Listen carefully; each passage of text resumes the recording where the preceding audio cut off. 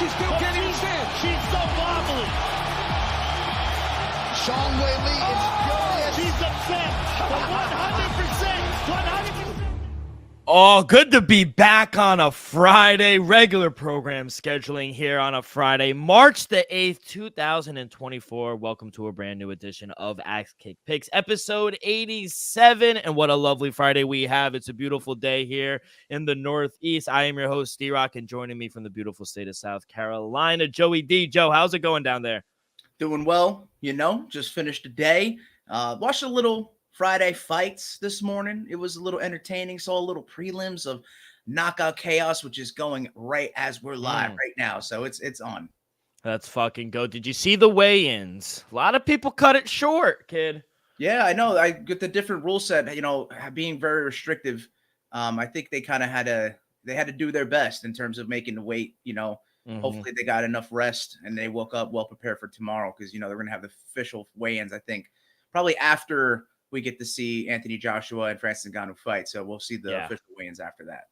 Yeah, it's going to be a hell of a card down into 305 UFC 299. We'll preview all 14 fights on the card. We'll recap a very bizarre ending to PFL Europe last night. Knockout of Chaos, like Joe said, is going on right now. Francis Ngannou is supposed to be walking out around a little after 6-ish here on the East Coast. So gonna give or take about 5 hours from now, and we'll get some news on the way out. But Joe, let's start with what we saw yesterday. Overall, before the main event, I thought the crowd was amazing in France. Holy shit. When they go over to Europe, even with the UFC, when they go to London, when they went over to France and Paris, the crowd is just amazing. Speak on the crowd, because I really want to. Did they always used to go to it? Because starting watching UFC only about 4 years ago, I just got into it. So seeing the crowds in Europe, it's magnificent. Yeah, the crowd is top 5, I think. The atmosphere that they create is amazing. And you got to shout out to everyone that's over in Europe. Man, the atmospheres they have for soccer events, the atmosphere they have for the passion they have for their sports is second to none, to be honest. So I think it's replicating itself for mixed martial arts, which is amazing. And a lot of support for Cedric Doumbé, and I think that's why you saw some of the star power last time he was out, and even this time, even though like you just mentioned, it was an unfortunate, unexpected ending. Yeah, and at the end of the day, he's just such a superstar already. Cedric Doumbé sold the place out in, what was it, like a minute, 2 minutes? He sold out this place, so everyone was coming to see him. His walkout was amazing. Again, just the way he captures literally every person in the stadium. But yeah, very unfortunate ending. Baki winds up getting the TKO finish of Cedric Doumbé in round 3 due to a toe injury. Now, very bizarre ending. I was watching it. It looked like, first glance, watching it live, it looked like he stepped on either a piece of glass, piece of wood, whatever it was. It really hurt him, or was discomforting Cedric Doumbé, and then it looked like Baki was telling him, hey, take it out, and then let's kind of finish. But Mark Goddard kind of just called the fight, and I think rightfully so. I know a lot of people don't want to admit that, but I think what Mark Goddard did was right. What were your thoughts? Yeah, I do agree with Mark Goddard. It's unfortunate, this is the rule set that they have to go along with. And if you're unable to fight, he is also looking for the protection of the fighter. And I know it was just a little toe thing, but there's time out. So you can't ask for time in the middle of the heat of battle. It was very unfortunate to see, but I do side with Mark Goddard. I know a lot of people out there arguing that he's making it about him, or that's not fair. There should have been like an injury timeout, like see the doctor or something. But then again, if they weren't able to retrieve the foreign object out of his foot, it still would have been a doctor stoppage. So there still would have been a victory for Baki, who looked good, by the way. Doumbé looked good, being able to take, the takedowns and get up on his feet. He's shown improvements in his game overall, but that kid Baki is something else. And what I'm expecting is they're going to run it back. I think the PFL is going to want to do that. Yeah, they're going to throw him back in there again. And if Cedric Doumbé gets a victory from that next time around, it very well may a third. It might have a trilogy fight between these two, in which may give some more light to Baki, deservedly so, an undefeated fighter. And now after this, continually undefeated. Doumbé suffers his first loss, but man, it's just so weird. What was it? A cage? It was glass. What? I mean, how do you have something like that in the cage, man? Maybe there should be a little more, attention to detail with some of the executives or some of the officials there, because there shouldn't have been, a foreign object get lodged into a fighter's foot. That just seems like negligence in my eyes as well. Yeah, the official scorecards did come out. I thought Baki was extremely impressive, especially in that first round, getting takedowns, really holding Cedric Doumbé down as well. It was 1-1 going into the third. And I agree. That was my scorecard. I had Baki winning the first round, and then Cedric Doumbé won the second. And kind of the third one, up to that stoppage, that weird stoppage, I thought it was anyone's round, if I'm being honest. What was your scorecard going into the third round? The exact same way. Yes, Baki with the takedown attempts, and he was, landed. I think Doumbé was trying to, download what he was throwing at him, and he's got that like plotting style where he's leaning his head forward, and then he's waiting for you to throw your strikes out so he can counter, because he's very effective with that. And I don't think a lot of people are expecting a guy who's not really attempting takedowns, leaning forward, like pretty much asking you to come in and, throw those shots. So he's got a weird style, and it's effective. It's been effective for the most part up to this point. But, I think that kid Baki is legit too. I really do. Too. Yeah, I think he's really good. And that was a good opponent for him to show the level that Cedric Doumbé may be at. And the fact that he did win that second round and looked to be able to handle the takedowns well, I say Cedric Doumbé is as advertised. He is as good. His star power matches what his actual talent is. So yeah, and they both have agreed, like in the back, like verbally, Doumbé and Baki have agreed to run it back. Baki has come out and said, I really don't want to win like that. It was very unfortunate how it happened. So he's a real pro at it. I do agree. I think they're very evenly matched. And I thought this was a very good test for Cedric Doumbé. I want to get you a quote that Aaron Bronsteiner of TSN said. He's been to a bunch of referee and judging classes, and it's, quote, "At no point in a contest can a fighter call for a timeout that falls under the time sections of the referee's guideline in which they are to instruct the athlete to continue to fight." That is what Mark Goddard did too. He did say, hey, we got to continue. Let's keep fighting. And also, he quotes, "The referee is the sole arbiter of the contest, and it is made clear to the athlete that they are to follow the referee's instructions at all times. Not following those instructions can result in a warning, point deduction, or a stoppage in the discretion of the referee, the sole arbiter." Others are comparing this to an equipment malfunction. Equipment is also outlined in the guidelines, and it does not include anything like broken glass or broken wood. What in the world? If you're looking at it from a textbook standpoint, Mark Goddard followed every rule, and I think he did his job. He knows his stuff. He's very intelligent, and you got to look. The PFL, they're getting the right people there. The commentating team, very knowledgeable. Big John McCarthy came on to kind of back Mark Goddard as well. And if Big John McCarthy is saying as well, I'll listen to that. You got multiple refs that have been doing it for over 20 years, OGs of the sport. If they are on the same side, I mean, it has to be the right thing. And it's unfortunate to see that ending, but I everything you explained sounds fair to me. Yeah, and ultimately the result can still be overturned by the commission if they wind up appealing it. But in my opinion, I think yours too. I think Goddard followed the guidelines as well as he could, and just a very bizarre circumstance, I thought. I've never seen something like that. Have you? Because you've been watching UFC and mixed martial arts your whole life. The only thing that came to mind in terms of foreign object is when one time Joe Rogan was harassing some of the staff members for the UFC when they corner the cornerman for a fighter, drop the bag of ice into the ring. And they were trying to kick it out. He's like, it's not done. There's still ice there. So that's the only time you've seen like a foreign object in the octagon, in the ring. And that place should be held sacred, like a temple. And it should be absolutely, cleared of any obstructions, make sure it's good for the fighters. And that's it. It's kind of their responsibility. That's why I mentioned the negligence aspect of it, because if you got a foreign object into a person's foot, I mean, that's on them. It's as much as he had to continue, and as the referee said, you must continue. You have to fight through whatever injury it may be. I still feel like that's also on it might come to the PFL. Whoever is, whose job that is, someone may be getting fired from it because they didn't do their job thoroughly to just investigate the entire of the cage and ring. And it may have been from a fight before then. There was a lot of fights that were entertaining throughout the event. To be honest, it was a good card watching it. Yeah. But you have to always monitor it, check it, attention to detail at every single fight before and after. Yeah, it was an amazing card. Like you mentioned, I thought the crowd, like I said in the beginning, was absolutely ecstatic from start to finish. I know there were 2 canceled fights, but even from the Kevin Deal fight in the beginning where he got a knee bar submission in the first round up until the main event, they never let their foot off the pedal. So love the PFL. Lazy King come out to John Cena's theme song. Yeah, what a performance by the Lazy King as well. Got the job done. So yeah, shout out him. Shout out all the people in the PFL. I thought it was an amazing card. Just unfortunate that what happened in the main event, but nothing we could do. How did you do? Did you have any action on PFL? No, I just, it was a reoccurrence. We had our special episode on Wednesday, and it was just following suit from the 10 seconds left of last week, where I did pick Cedric Doumbé, and unfortunately, until it gets overturned, I have chalked that up as a loss. So 10 seconds has gone a little cold, but hopefully we'll make up for it this week.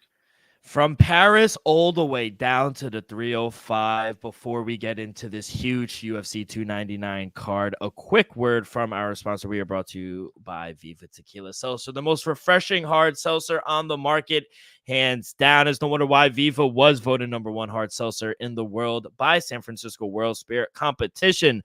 With only 88 calories, 0 carbs, 0 sugar, and a light 4.5 ABV, Viva is the perfect drink for your post-game celebrations, as it was created with that active lifestyle in mind. We favor tequila seltzer because flavor is the spice of life, and we like our drinks with just a kick, just like how we like our lives. Whether it's Huckleberry playing a round of golf down by Joey or an elderberry on a Saturday night watching UFC 299, it doesn't matter. Our favorites pair perfectly with that Artisanal Blanco tequila for that subtle and refreshing drink. Our belief here at Axe Kick Picks and at Viva is to live long, live well, and live it up. Joe, I will say, I misspoke earlier. I said everyone made weight. One guy missed weight by 2 pounds. CJ Verarga. He missed weight on his second attempt after hitting the scale. He weighed in at 127. He will be deducted 30% of his purse. But fight is still on. We have 14 fucking fights at the Chiesa Center down at the 305. Early prelims start early, kid. Strap in.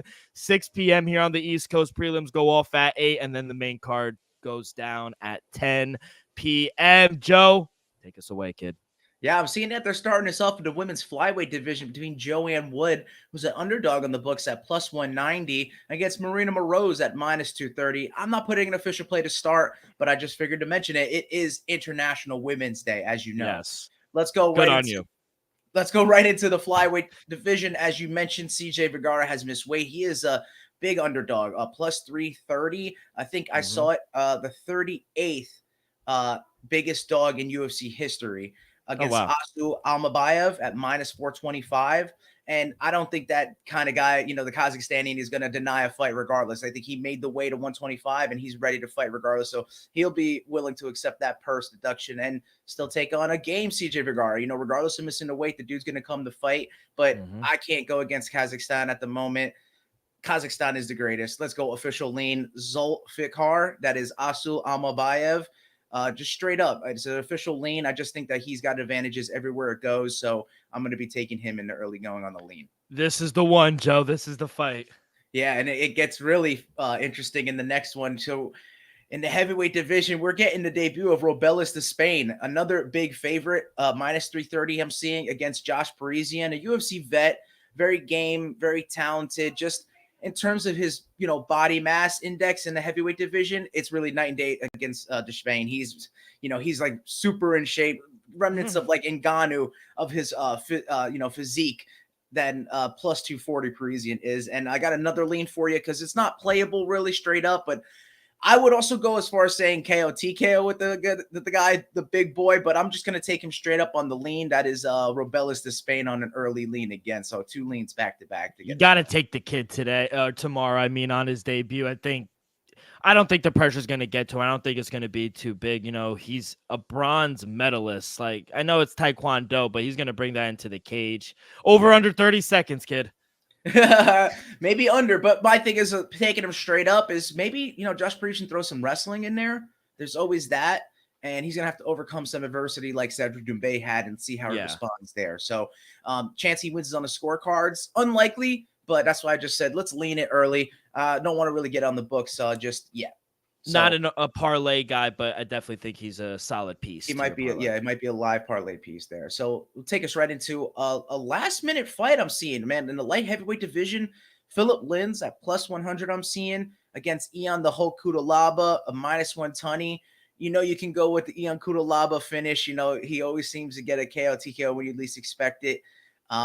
They have a fight in between the two where I think they fought. Let's make sure of this because looking back, so they pushed that fight ahead of this one. So I'm talking about it now, but there's a fight that kind of Tanner Bozer, right? Ion Kudalaba got him out of there in the first round, and as opposed to Philip Lins, who lost to Tanner Bozer. So you can think that could be the MMA math, but it never adds up.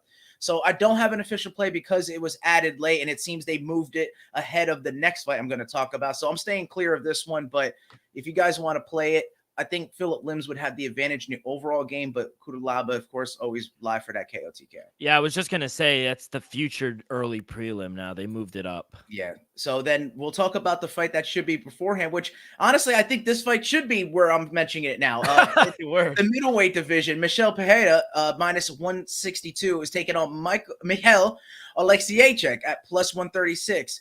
Michel and Michael. I mean, it's the battle of the Michaels, at the end of the day.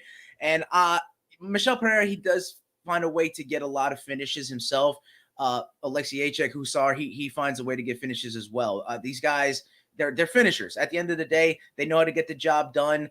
I'm thinking I'm going to lean the under 2.5. This is my first official play at minus 135. Because, Oleksiejczuk, he can find a way to finish him. 14 of his 15 wins have come via KO TKO. And, Pereira, he's talented. He can find a way to submit you, which is the weakness of Oleksiejczuk. Or he can also throw some flying cartwheel kicks, scissor kicks in midair. I mean, he's talented in terms of his athleticism. So anything can happen in terms of a finish, and that's why I'm just going to stick with the under 2.5 on minus 135 in that one. And they'll take us into the next fight, which I find to be very interesting in the bantamweight division. Pedro Munoz at plus 215, big $2 dog against Kyler the Matrix Phillips at minus 265. And I like everything I've seen about Kyler Phillips. I do think he has a bright future ahead of him. He's rather young, but super talented. I do think he already has his black belt in jiu-jitsu. He's got a great striking, great approach to the game overall. But you got to look at Pedro Munoz. He's a tough dude, regardless of him being 37 years of age, Kyler Phillips being 27. If you look at the 10-year age gap in history books, there's a 3/4 chance, 75% chance that the younger guy gets the job done. Munoz's game doesn't get finished often. I'll go with the Matrix via decision at minus 110 in that one. Just think that he might be able to outclass him in the overall 3 rounds. But like I said, Pedro Munoz, if you're really feeling frisky, maybe you want to try to get double your money if you want to put a play in him. But I'm officially playing Kyler Phillips via decision at minus 110. Yeah, and he's the favorite against a top 13 opponent, which, he's putting his ranking on the line. I like that play. Yeah, and they'll set him up for Kyler Phillips. They'll set him up for the future if he gets past Pedro Munoz. So, yep. Let's go right into the lightweight division. And the next one, Mateusz Gamrot is taking on a legend of the game, Rafael dos Anjos, RDA at plus 330.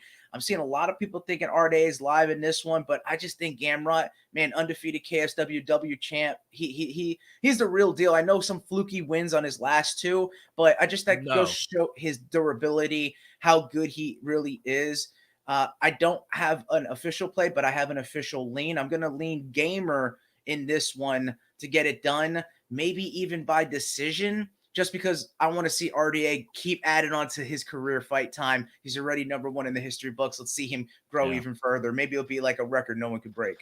Yeah, Joe, you couldn't have said it better. RDA, future Hall of Famer. This is going to be his 48th pro fight. He's 21-13 in the UFC, 35th UFC appearance. Absolute legend. He's going to be a first, wish it was like first ballot. Like, I'm so used to like baseball, football, but he will be a Hall of Famer. But Gamrot, won 6 of his last 7, and then he weighed in as the backup fighter for that Islam fight a month later. So he's right there. The one thing I will disagree with, I don't think they've been fluky wins. I just think he's that much better than his opponents are. And to be honest, I don't like this matchup for RDA. He's coming off a bad loss to Vicente Luque where he gave up 8 takedowns. And that's all Gamrot does. His striking is coming along, but it's nowhere near where his ground game is. He pressures you, wrestles you the whole fight. And if you look at back, you know better than most, Joe, that's RDA's kryptonite. He does not like that. I know a lot of people like yourself, like RDA, and feel like maybe he can land a big shot. But Gamrot has a chin on him. Again, I'm not a parlay guy, but if you want a solid piece to a parlay, I would put Mateusz Gamrot in there.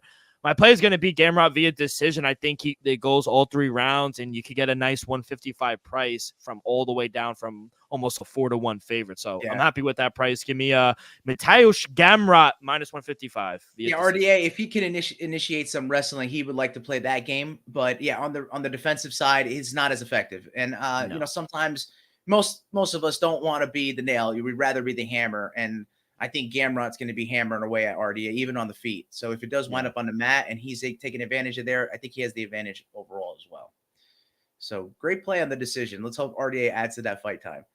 Let's go into the next fight. And haven't been on the board too much in all of this. I'm going to give it over to you, Caitlin. Seminara, right? Sermonera? Sermonera. Formerly known as Kuchagian against Macy, the future barber. Kuchagian or Seminara plus 170 dog against Barber minus 205 favorite. No official play for me, but D-Rock, take it away. Who you got? Yeah, Macy Barber never been finished in 15 fights. She's on a 5 fight win streak. Sermonera, she returns to the game for the first time since October of 2022. And she's being served up to a young killer in Macy Barber. I don't think this is the ideal welcome back party for her. Macy Barber, 10 years in. She's younger. She's going to be relentless on the pace of Sermonera, you know, and I think she's the more physical and more dangerous fighter. You know, I feel like she's going to just bully her way to victory come tomorrow night. I see Barber dominating everywhere. I feel like she has more tools, maybe not the output as Sermonera, but I do like Macy Barber. I love her at this number as well. I thought she would be a bigger favorite. I got Macy Barber at minus 180. She's a little higher now. She's a minus 200 favorite. A little juice, and maybe could be a parlay piece as well, but I don't mind paying the juice here. I think it is worth the squeeze, and I just like her a lot, Macy Barber. I would shy away from the parlay piece, to be completely honest, in this one, because the blonde fighter, you know, Caitlin, she's ruined a lot of people's days. You know, she's got a lot of length. She comes out of Cerro Longo. You know, she's got a good fight camp.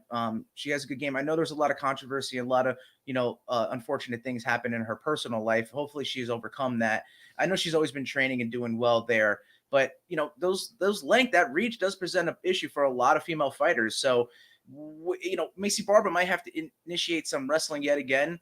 But, you know, she's a Brazilian Jiu-Jitsu black belt. She can throw up triangles. She can throw up arm bars. That's Caitlin. And also, like I said, the reach may be troublesome for Barber. So that's why I wanted to stay clear. I wouldn't want to touch this at a 10-foot pole because Caitlin could ruin a lot of people's nights in that one. So let's go into the heavyweight division next, where a long time coming. I think we're supposed to have this fight maybe scheduled twice before. Didn't work out. Both times fell through. And now we're getting it third time's a charm.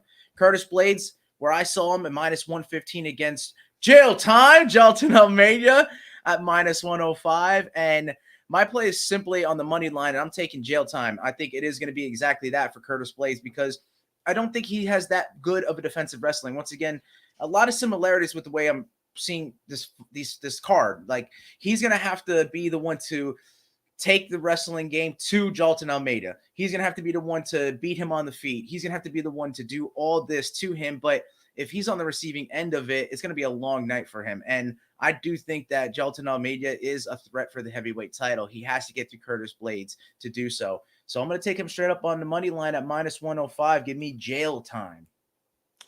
Yeah, another very interesting fight. One thing that worries me in backing Almeida is how he didn't finish Derek Lewis.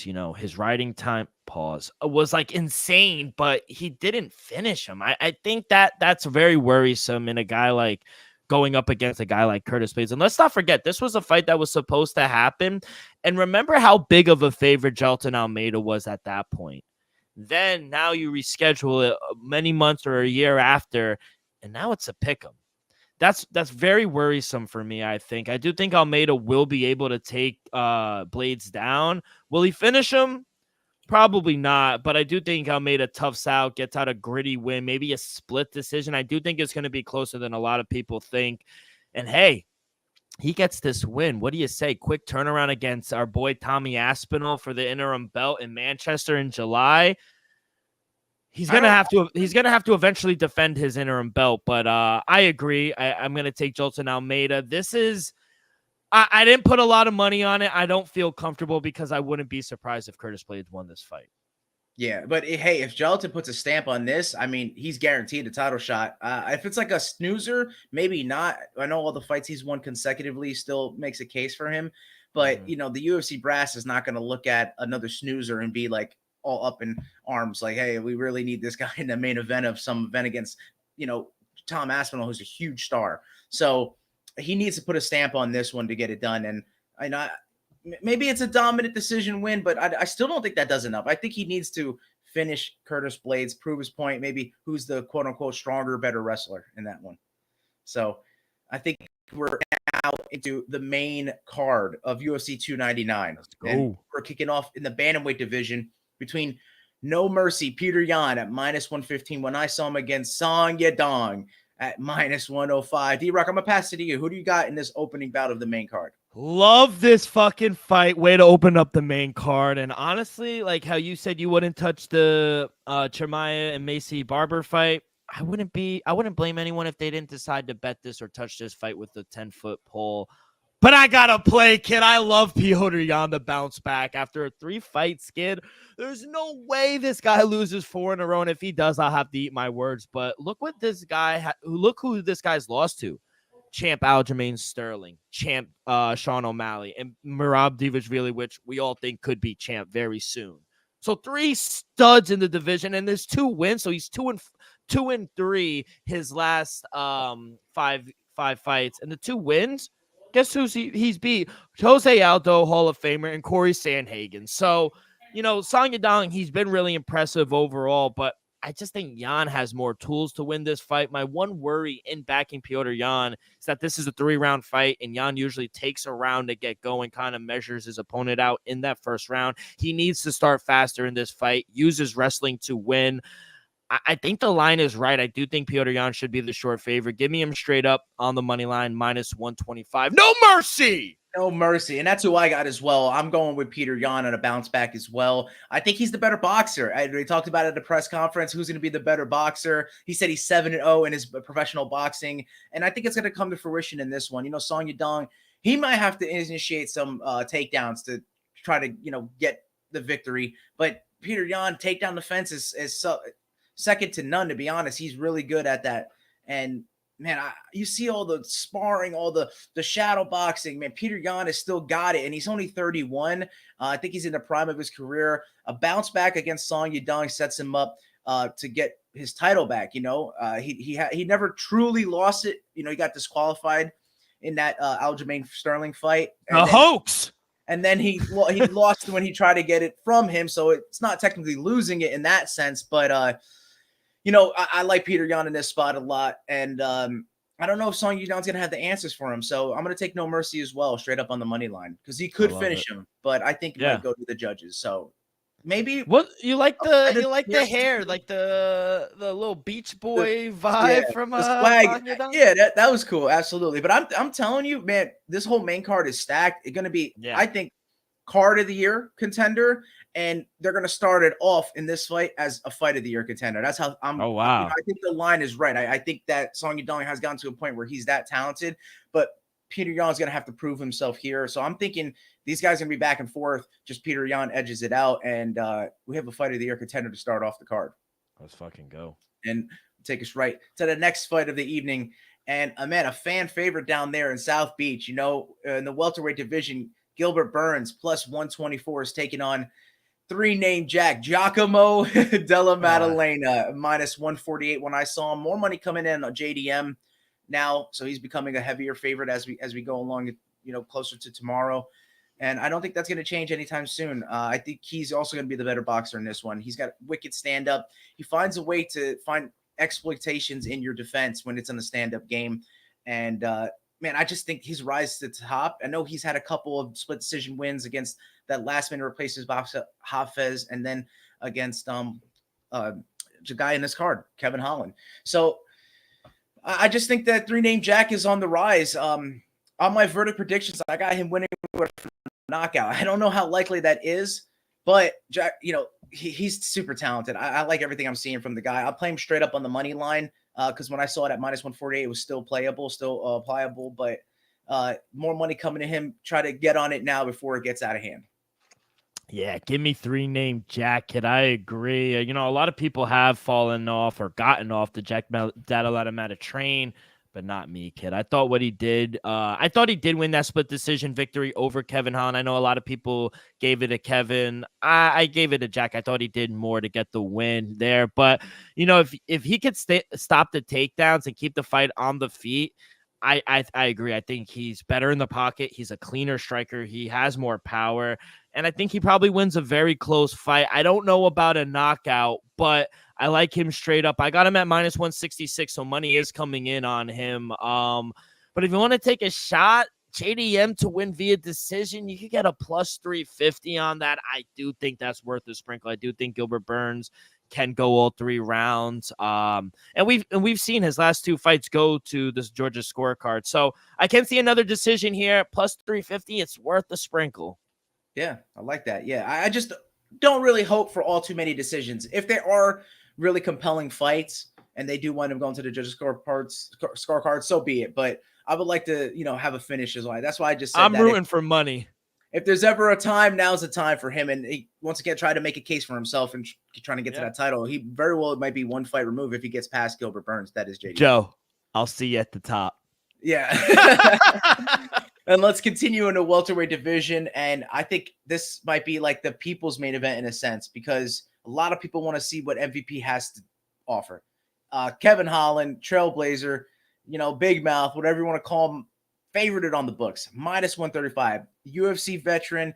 He's been there, done that, proven himself time and time again. I know he's coming off a loss, but he's going against 10-time kickboxing world champion. Man, dude cracks skulls. Michael Venom Page at plus 114. D-Rock, what's your opinions on this featured bout? Yeah, another very interesting fight here, Joe. I like MVP. I really do. I think it was besides Kayla Harrison, I thought it was the best signing for the UFC, but I got to go with Trailblazer here. I got to go with someone I've seen more and who's been in the promotion longer. He's the more experienced fighter, the better resume. And it's Kevin Holland. I got him at minus 125 straight up. Minus 135 is still playable in my opinion. I just don't think Holland should use the same approach as he did against Wonder Boy. He needs to switch it up, use his wrestling, try to take down MVP. MVP is a very unique the way he fights and the way he comes in and blitzes. It might give Kevin Holland some trouble, but I think he has more power than MVP.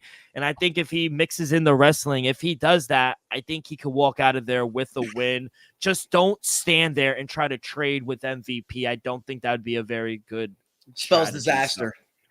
So I think he should mix it up. He has the better overall game. I'm going to side with the UFC vet. Give me Kevin Holland here. Man, we were on a roll there. We're on the same side for about 3 straight fights. And, man, he's going to remember. He's going to remind us who he is. I'm going with MVP. I got Venom, Michael Venom Page here on the money line. I think it's going to be a good fight. Don't get me wrong. But if, Kevin Holland tries to go for takedowns, watch out for those flying knees. The name of the game is hit and don't get hit. And MVP is stellar at that. He's a tremendous athlete still. If you look at the age, he's a little older than Kevin Holland, right? But if you look at the combat age, Kevin Holland is older in terms of how much he's fought and how much damage he's taken in the totality of his career. So MVP is actually younger in that regards because exactly that. He hasn't got hit a whole bunch. I know, Logan Starley, wrestling phenom, he lost against him, and then he got knocked out by Douglas Lima, but then he got it back. He did beat Douglas Lima on the return, or Diego Lima, excuse me. I know the brothers are so tight, but still, as a matter of fact, he's really good. I think MVP is a great signing, like you said, for the UFC, and a win over Kevin Holland sets him up to compete with Top the upper 10 echelon fight. of the division. Absolutely. So I'm going with the opposite. I'm going to go with MVP to showcase his skill set in the 305 and prove a lot of doubters wrong and show that he still got it. MVP plus 114 is my money line play in the feature bout. Joe, I will say, I watched that Diego Lima fight back last night. My one worry with taking MVP, and he keeps his hands down a lot. That's he keeps his game. I know that's his game, and he's been very successful. I'm no one to critique him. I mean, but it worries me with a stand-up guy like Kevin Holland, who will tag you. So he's got knockout power, like you said. Yes, yeah. So that worries me, but should be an amazing fight, and I'm glad he's on the UFC roster now.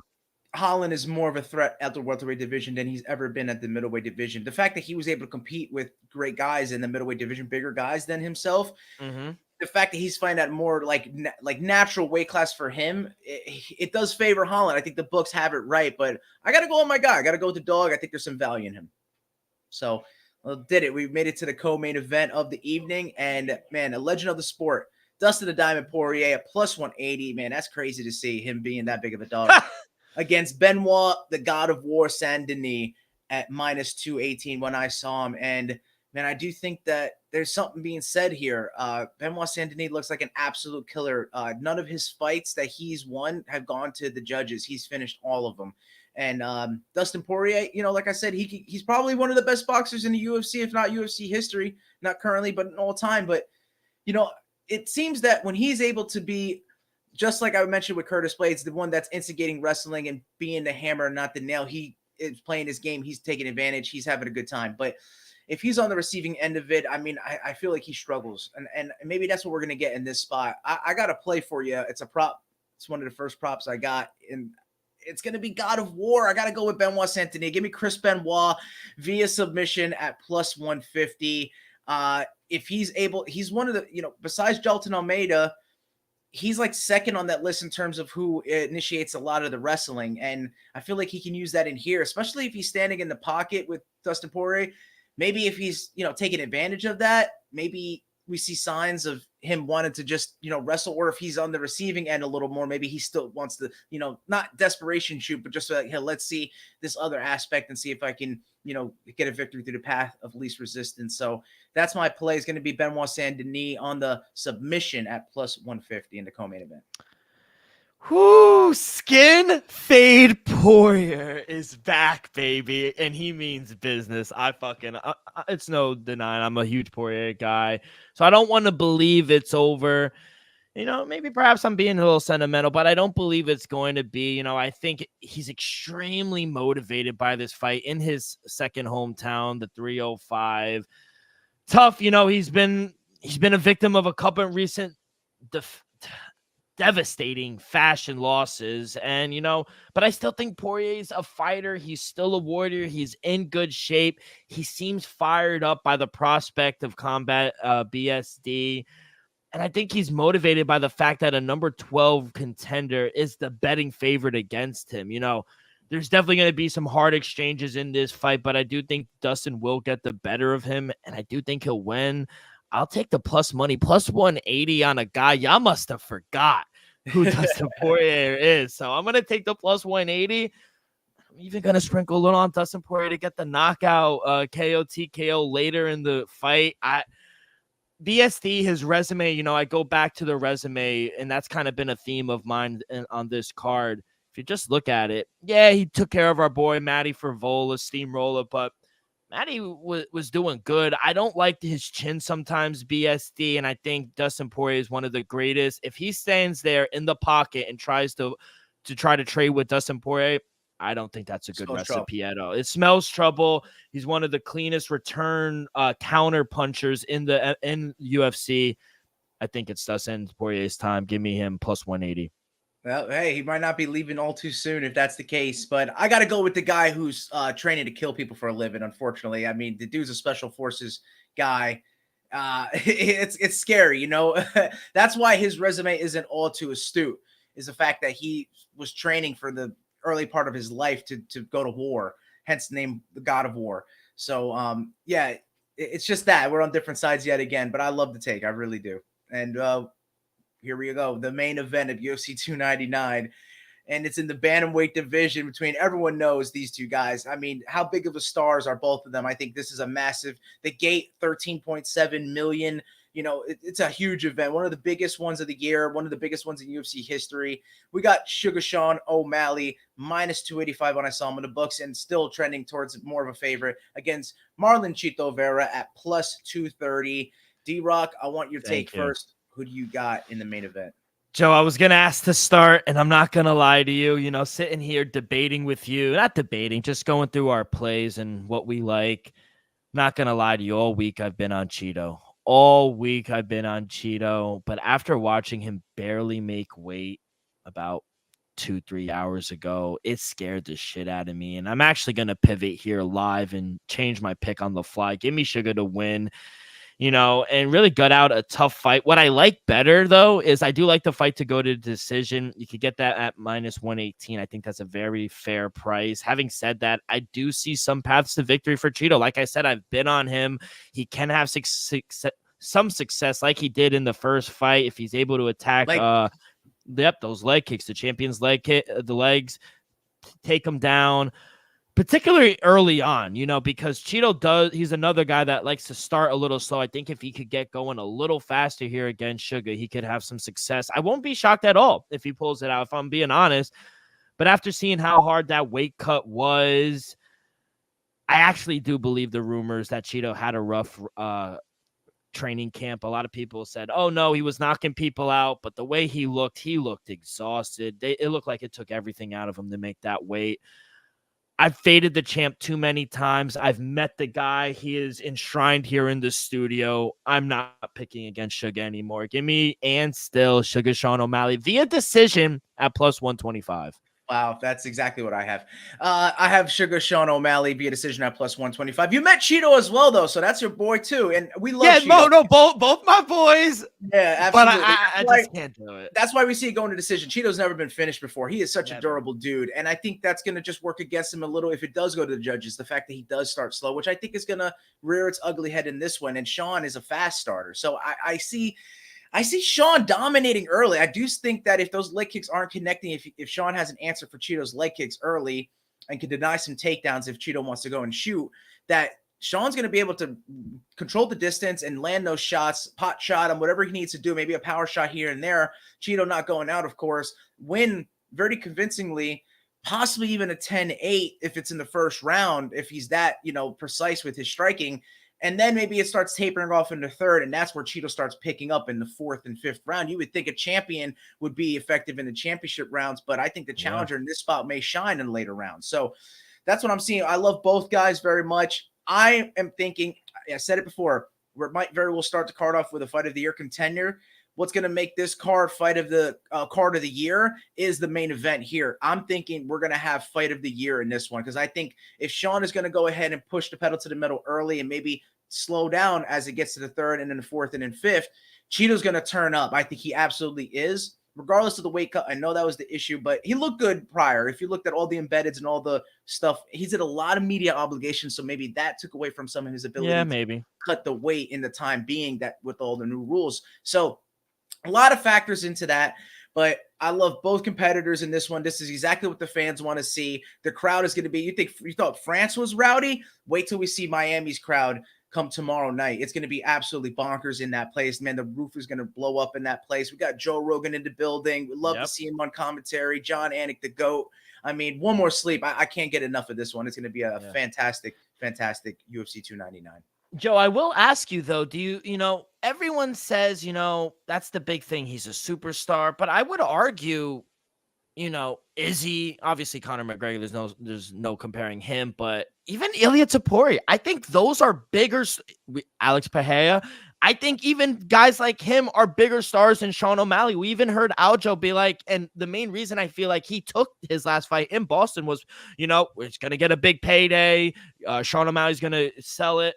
do you actually think they're going to have a big payday? Because you heard Aljo come out and say the bag wasn't as big as, a lot of people have been telling me. It's just a lot of shade. Sean's a star. He's been, he was on the first Contender Series. He made what it is today. Without Sean O'Malley, we really might have not have had a WCS. So we got to give him his flowers in this aspect. At the end of the day, whether it comes off a little awkward at times or maybe a little cringy and stuff like that, I still think that the proof is in what he's doing when he fights. He's super talented. He's got all the skills in the world. He's working his ass off with Tim Welch. Coach Tim, we met him too. Salt of the earth guy, but just is a psychological master, just knows exactly what to get out of his fighters, and his fighter is Sean O'Malley. So all the attention being driven to him, they're both stars, Alex Pereira, star in Brazil and around the world. Chito Vera, star in Ecuador, Latin America, all around the world. Sean O'Malley, USA, now becoming all around the world. Not as international yet, and I think maybe that's the only issue. But Sean could get there. He just needs to, compile some wins and more convincing ones. And even if this isn't as convincing, maybe it's a split decision win. I think the fight of the year will state his case if he does come out on top. Whoever comes out on top of this one is going to have their stardom blossom. So, it's exactly that. I do think Ilia Topuria, though, he has, you mentioned him. He might have the power to be the biggest star in the UFC. Because he really does. I don't know what you're seeing. I don't know what you're seeing over on X or wherever you get your information, but bro, the scenes in Spain, like the star power this guy has, it's crazy. The UFC sees it. They are not dumb. If you and I are seeing it, Hunter, Dana, they all see it. Right. They got to go to Spain. I really think him and Izzy and obviously Connor and these are the sports biggest stars. Yeah, these are the sports biggest stars, and I do think Sean's in the mix. He's just not as international yet. He will have to kind of grow from this fight, and I think a back and forth affair, give the fans what they want, fight of the year contender, maybe goes down as one of the greatest fights in UFC history. I would love to see it because these guys, I don't think they really like each other. I think they respect each other as competitors. Mm-hmm. I just don't think they really like each other all too much. And I think that, that might show in this fight. They're going to be coming for blood, both of them. So I love it. I love a fight where they don't dap each other up or there's not too much respect. That you see the best out of fighters too, in my opinion. But Joe, going to be an amazing card. UFC 299 down at the 305 at the Chiesa Center. Going to be a hell of a fight. Whole card actually. Like I said, early prelims going down at 6 p.m. here on the East Coast. Prelims 8 p.m. and the main card goes down at 10 p.m. here on the East Coast. Joe, let's get into some news and some notes. Some boxing news. Jake Paul versus Mike Tyson in a boxing match. July 20th at AT&T Stadium in Arlington, Texas. The event will be on Netflix, Joe. Some details regarding that. It's not a pay-per-view. It's available to all Netflix subscribers. Approximately 260 million subscribers. It's most valuable promotion ever in an event. I know a lot of people don't like it. The age difference. I'm not for it, but at the end of the day, you can't knock the guy. And he's fighting Mike Tyson, and I know a lot of people saw the video, Mike Tyson punching bags, but he's not punching bags. Like he's actually gonna be in a fight, and Mike Tyson's last fight wasn't the best fight, if I'm being honest. So don't know how I feel about it. I think they're gonna make a shitload of money business-wise. It makes a ton of sense, but as for a fight, I'm not too excited for it. Yeah, it's so funny. He told his dad, he's like, "Well, who's your favorite fighter?" He's like, "Mike Tyson." And he's like, "Well, I'm fighting him." And he's gonna be the hardest punch you've ever faced. That's sad. That's a little sad to Jake Paul's end. And the fact that he's got to take advantage of a 57-year-old, 30-year age gap, it's just sad. I really don't like it. It doesn't make sense. I saw people saying Jake Paul wants to be the best boxer in the world. This doesn't prove that at all. This just shows that it's more gimmick than anything. The fact it's on Netflix kind of pause for concern. If you're into conspiracies, what Hollywood's getting into this one? You know what I mean? It's on Netflix. I mean, come on now. Look what Netflix just did to the SmackDown and Raw in 2025. They're getting into it. At the end of the day, Joe, all these streaming services are going to be in TKO, in the WWE, and watch when in 2025 or 2026, I think when the deal ends with the UFC and ESPN, you think they're not going to be at the table? I just hope there's no influence at all. I hope it is a pure fight. If Mike, he's got sciatica, so he's walking around with a cane, he's walking around in a wheelchair, getting pushed around in a wheelchair at times. It's like it really doesn't make any sense whatsoever. But I did see something that was beautiful to see. It was like Jake Paul, it had a picture of him like all bloodied up, ready, and then it's like, oh my God, that's not Mike Tyson, that's Francis Ngannou. And Francis Ngannou, he got to box Francis Ngannou. That's and great. he's gonna get his head taken off if it's Francis. So. But we can all hope and pray for Mike Tyson. If he goes and gets in shape, obviously he's Iron Mike. He can do anything, even at his age. It'd be amazing. It'd be the scenes if he goes and knocks Jake Paul out. They're going to sell out Jerry World too. Yeah, that's the thing. That's going to be a lot of money coming in on that one. So I can understand it. Put some money in Mike's pocket, put some money in Jake's pocket, put some money in all the executives' pocket. I know a lot of hardcores not fans of it at all. We shouldn't be seeing this, but man, all we can hope is to see Mike Tyson knock out Jake Paul. Yeah, and hopefully we see it. Hopefully he's our savior. But real quick, some MMA news. Let's get to some MMA news. UFC Vegas 91. Joe, I will say, I hope we get to 100 UFC Vegas cards at the Apex. I will say that, and then no more. I know a lot of people don't like them, but UFC Vegas 91, April 27th, we have a main event. Our boy we've been talking about, Manel Kape, will take on Matus Nikolai. 5-round main event. You like this for Manel Kape? Hopefully he can make weight. They were scheduled to fight. That was the issue, right? They didn't actually fight. They were scheduled to fight. Matus Nikolai's he's a dog. I'll be honest with you, and he may present some problems in a stand-up. And if it gets to the ground, I think he has an advantage. Brazilian Jiu-Jitsu in his back pocket. I think he can absolutely take advantage of Manel Kape there. But it's just about getting him there because Manel Kape does have some real good skills on the stand-up, and obviously some mic ability as well. So I think it poses to be a great fight, a good main event for UFC Vegas 91, and I'm on board with that. Let's get to 100, but then after that, let's end the Apex. Keep that for the Performance Institute. Keep the cage in there so that the fighters can, work on their skills and stuff like that. Let's get in front of the fans. I think the fighters are worn out from it. The fans are worn out from it. Get to 100 and let's be over with it. Maybe until further notice. Maybe indefinitely. Maybe not forever, but until further notice. Joe, is this a title eliminator? We got Matus Nikolai at 5 in the flyweight division, and then Manel Kape at 6. Mimir Abazi still hurt. Kai Kara France still hurt.